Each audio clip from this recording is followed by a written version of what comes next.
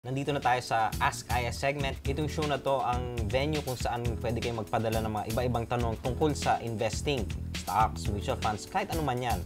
And over the past week, binuksan na namin yung aming Facebook page para tumanggap ng mga tanong ng mga taong siguro naghahanap lang ng pwedeng mapagdalhan ng kanilang mga katanungan when it comes to these different types of investments. So, simulan na natin. Aya, what is the difference between stocks and shares? Well, they can refer to the same thing eh. You can have shares of stock, yung mga ganun. Kasi pag stock, ibig sabihin, yan yung pinag-aari mo. Tapos shares, yan yung portion mo ng pag-aari. So, here in the Philippines though, quite often they are used interchangeably, though technically, yung stock, yun yung item na inaari ng shares. And now, second, Aya, are you a licensed stockbroker? Yes. I am a licensed stockbroker and my license is currently with citiseconline.com. Aya, I'm still a student. Can I invest in the stock market? Oo naman. Ako, estudyante ko nung nagsimula ako sa stock market. So, pwedeng-pwede. Kailangan lang talaga maybe that you open an account kasama isa sa mga magulang mo. Lalo na kung under 18 ka pa. Pero kung mga 19, 20 ka na, hindi mo na kailangan ng parent mo to open an account with you. You can open one on your own. So, definitely, even if you're a student, pwedeng-pwede yan gawin. Okay. Next one, what stock should I buy?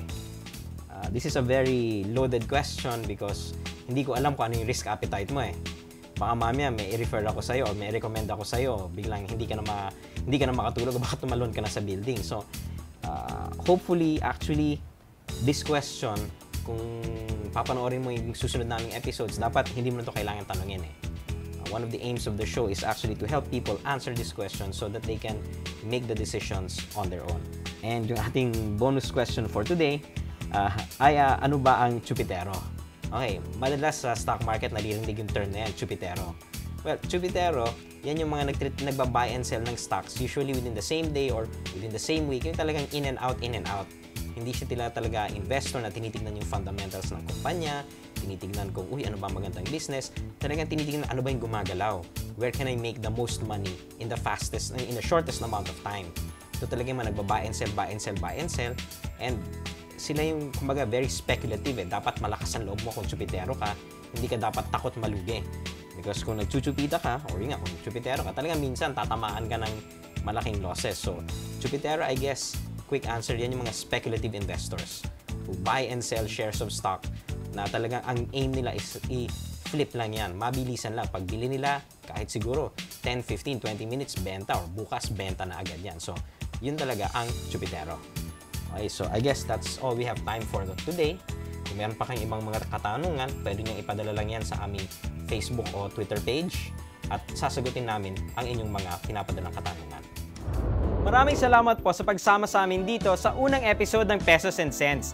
Tiyak na marami pa tayong pag-uusapan sa mga susunod naming episodes at pangako namin, bibigyan namin kayo ng marami pang tips on how to boost your finances. Kung kayo ay merong mga tanong tungkol sa pag-invest sa stock market, bonds, mutual funds o kung anumang mga investment products, pwede nyo pong itong padala sa amin, sa aming Facebook page o di kaya naman, tweet nyo kami sa Twitter. Hanggang sa susunod na linggo, ito po si Aya Laraya at ito ang inyong gabay sa pag-unlad ng inyong buhay pinansyal.